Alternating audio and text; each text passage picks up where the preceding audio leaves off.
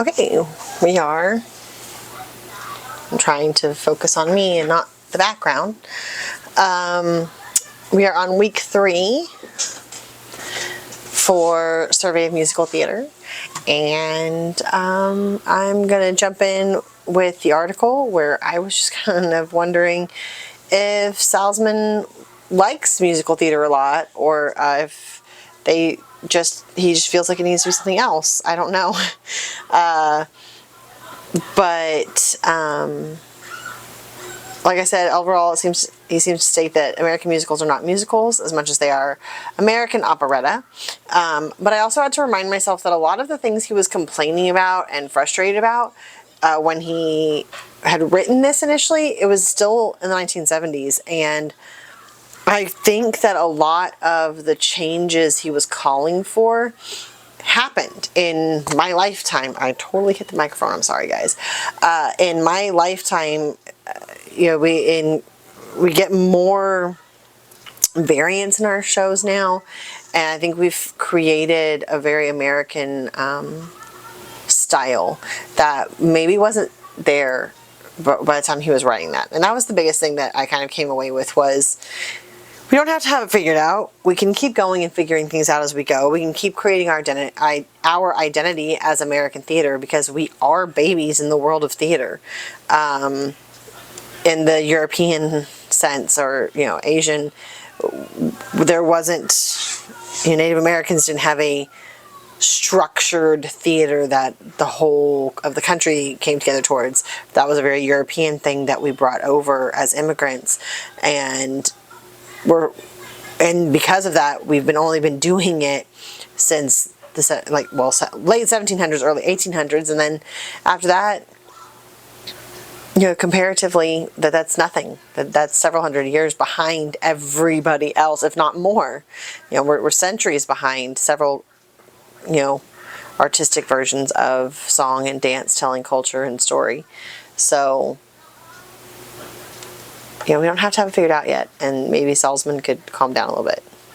As far as the Showtime this week, I think I have a better understanding of American light opera, or the American operetta, than I did before. I found myself going, oh, but with Showboat and HMS Pinafore and Pirates of Penzance, I would have called them musicals. I would have called them strange musicals, compared to what I grew up hearing more, but I still would have labeled them as musicals. So to have more of the clear understanding and being able to register them more as operetta, I think I'm better understanding it now. I'm not sure though.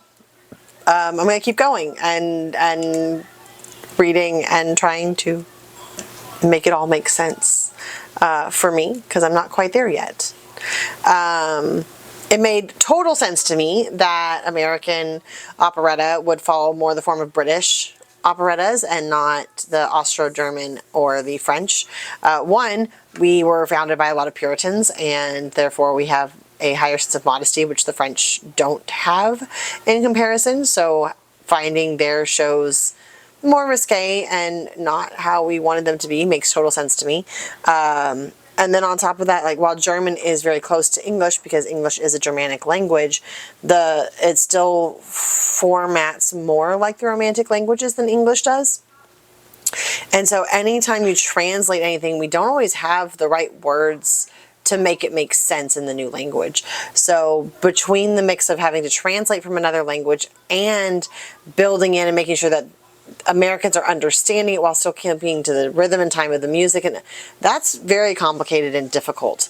So when creating this for the masses, it makes complete sense to me that we did not follow other language speaking countries. Even if we had liked their style more, it just doesn't work as well as following the British standard, which was already more witty and word based in English, which we were able to just take and run with. So that part made a lot of sense to me. Again, I find myself finding more shows that I didn't realize weren't musicals, or that they were as old as they are. I need to research better. I feel like I've let myself down so much. I did find the formation of the theatrical syndicate and the formula they created for how like touring shows were going to work instead of it being chaos. Like, okay, that's set up for Broadway and how it's run now. Like, I see it, and yeah, it's a lucrative format, so I see why they've stuck with it. And then the last thing, which I went my biggest paragraph on it, but really, guys, the fact that "Oh Promise Me" became a popular wedding song in the 1890s, and then just because I had done a thing some years ago where I had a themed tea, and so I had music from 1900 to 1999, and some of the songs were harder to find from the earlier stages, but I found them. And then here I am sitting there and going, well, I wonder, this song that was incredibly popular as a song in the 1890s as a wedding song, I wonder if I can find it, because I'm curious what it sounded like. Why do people want to get married with this song? And then I found it, and I found why, because it is a really cute and catchy song, and it's very sweet and romantic. And then I saw that it was redone in 2022 and produced and released as a duet for weddings. And I'm like, one, I've never heard this song before, but two, like, that's crazy. Like, how cool would it be to create something as simple as like a 3-minute song that 100 years later people are still wanting to have as part of their life? Like, how cool is that? And, you know, obviously Pirates of Penzance and Showboat, and there's more that did that, but to be reminded of all these things that are artistic creativity that were created for a fleeting moment, and yet they're still continuing on as a recognizable artistic piece today. That's just really cool. So those were kind of my takeaways this week. It was a week, but this was pretty cool. So